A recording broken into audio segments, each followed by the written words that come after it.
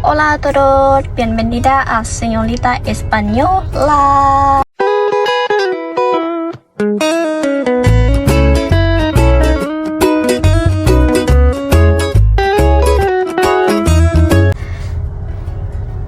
สบายดีทุกคนวันนี้ตาจะมาออกเสียง30ประโยคในภาษาสเปนซึ่งตุกตาเคยเฮ็ดคลิปการแนะนำตัวเนาะแล้วก็กล่าวคำอำลาการทักทายแล้วก็การสนทนาเบื้องต้นใน EP ก่อนๆคลิปก่อนๆซึ่งหลายคนก็อยากให้ตุกตาเฮ็ดคลิปการออกเสียงภาษาสเปนโดยเฉพาะมื้อนี้ตุกตาก็เลยจัดให้ไปเลย1คลิปซึ่งคำศัพท์ที่ตุกตาเอานำมาเฮ็ดในมื้อนี้เป็นคำศัพท์ที่ทุกคนสามารถนำไปปรับใช้ในชีวิตประจำวันได้เลยเพราะคำศัพท์เหล่านี้ก็เป็นคำศัพท์เบสิกพื้นฐานเลยแหละทุกคนเนาะโอเคเฮาไปเริ่มกันเลยคำทำอิฐก็คือโอลาโอลาสบายดี Buenos días Buenos días สบายดีตอนเช้า Buenas tardes Buenas tardes สบายดีตอนสวย Buenas noches Buenas noches สบายดีตอนแรง Adios Adios ลาก่อน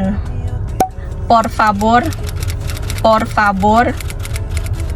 กรุณาหรือว่าขอความกรุณาเนาะ Lo siento Lo siento ก็คือขอโทษ Gracias Gracias ขอบใจหรือว่าขอขอบใจ De nada De nada ก็คือบ่เป็นหยังยินดีเด้อบ่เป็นหยังเด้อประมาณนี้ Sí Sí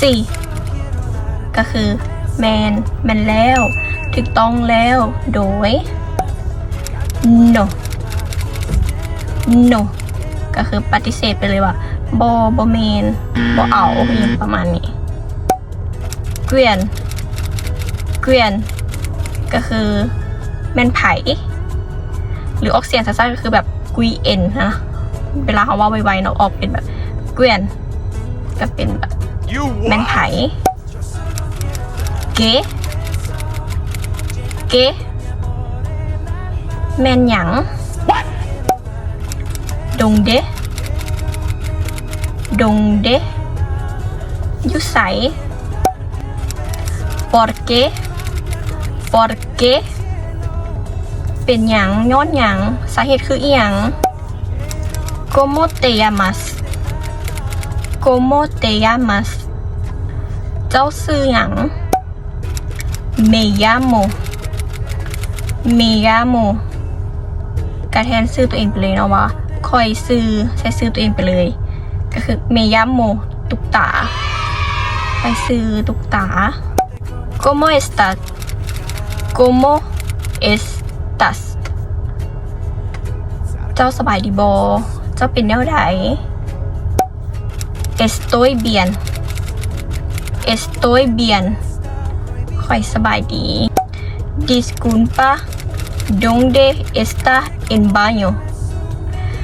Disculpa ¿dónde está el baño? ขอโทษเด้อห้องน้ำไปทางใดเนาะขอโทษเด้อห้องน้ำอยู่ไสอย่างประมาณนี้เนาะเอาไว้ถามเวลาเขาอยากเข้าห้องน้ำเขาบอกว่าอยู่ตำแหน่งใดบอนใดฮะนะก็สามารถไปปรับใช้ได้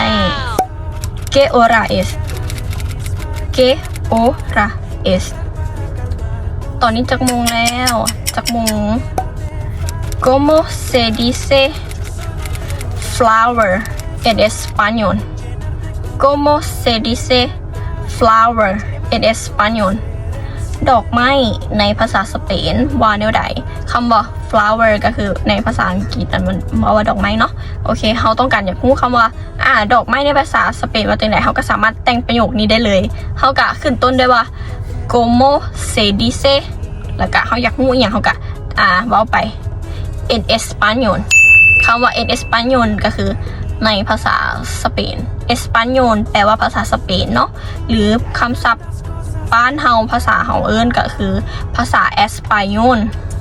โอเคประมาณนี้สามารถเอาประโยคนี้ไปปรับแต่งใช้ได้เลยค่ะเฮาอยากรู้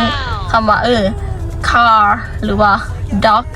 cat หรือว่าอีกอย่างก็แล้วแต่เฮาอยากรู้ก็สามารถแต่งประโยคนี้ถามเขาต่อได้เลยเขาก็สิตอบมาเป็นภาษาสเปนให้เฮา estoy perdido estoy perdido หรือว่า estoy perdida estoy perdida ตัวนี้ก็คือแปลคือกันหมดเลยว่าค่อยหลงทางโอเคท่านถ้าผู้ชายเว้าเนาะก็สามารถว่าเลยว่า estoy perdido ถ้าผู้หญิงก็ว่า estoy perdida เพราะว่าผู้หญิงจะลงท้ายด้วยผู้ชายจะลงท้ายด้วย o yo no comprendo yo no comprendo ค่อยบ่เข้าใจค่อยบ่รู้เรื่องหมายความว่าเขาจะว่าอย่างไรแบบเขาบ่เข้าใจค่ะนะเขาสามารถใช้ประโยคนี้ได้หรืออีกประโยคนึงก็คือ no entiendo no entiendo ค่อยบ่เข้าใจคำต่อไป me entiendes me entiendes เจ้าเข้าใจค่อยบ่ por favor habla más despacio por favor habla más despacio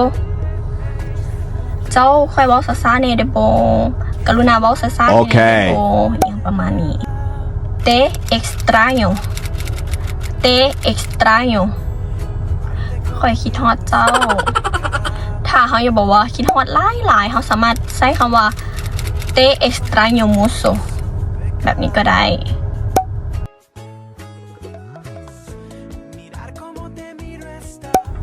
te quiero te quiero ค่อยฮักเจ้าค่อยต้องการเจ้าอย่างประมาณนี้อีกคำหนึ่งเนาะคำว่าค่อยฮักเจ้าสามารถใช้อีกคำหนึ่งก็คือคำว่า te amo เขาจะใช้ te quiero ก็ได้หรือว่า te amo ก็ได้โรแมนติกทั้งสองคำเลยโอเคทุกคนและนี่ก็คือการออกเสียง30ประโยคในภาษาสเปนคำศัพท์และประโยคที่นำมานี่ก็คือเป็นคำศัพท์พื้นฐานเบสิกเขาสามารถปรับใช้ในชีวิตประจำวันว่าจะใช้กับหมู่คู่คนหักแพงหรือคนฮู้จักอย่างแบบนี้ก็ได้เนาะสามารถเอาไปปรับใช้ได้เด้อเข้าใจทุกคนที่ติดตามรับชมไผ่มาคลิปนี้ก็อย่าลืมกดไลค์กดแชร์กด subscribe ให้ตุ๊กตาเด้อเพื่อเป็นกำลังใจเฮ็ดคลิปต่อๆไปและสำหรับไผ่ที่อยากให้ตุ๊กตาเฮ็ดคลิปเกี่ยวกับอีหยังสามารถคอมเมนต์ down below มาได้เลยไว้เจอกันใหม่ในคลิปหน้าciao ciao nos vemos